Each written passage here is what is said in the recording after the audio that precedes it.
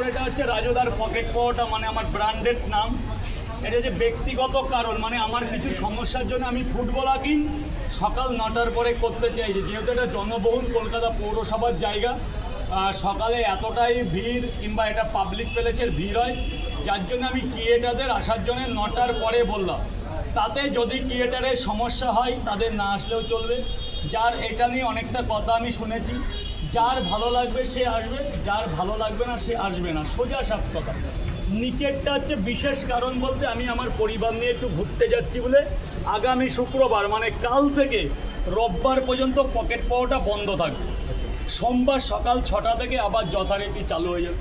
আর যেহেতু এটা NRS সাবওয়ের gate, সেই প্রেক্ষিতে আমি ফুটবলার কিং সেলফি ভিডিও যত রকম কিছু 9টার পরে, 9টার আগে ইনকেস যদি কেউ আছে কোনো প্রশ্ন করতে পারবে না কোনো, তাহলে কিন্তু আমি তাকে অ্যালাউ করবো না।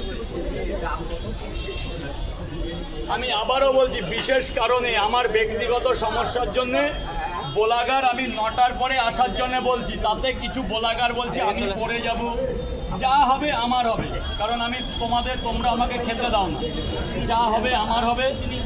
তাতে 9টার পরে যদি ভালো লাগে আসবে, যদি কারো সমস্যা হয় তার আসতে হবে না, কি সোজা কথা। যদি কারো সমস্যা হয় তোমার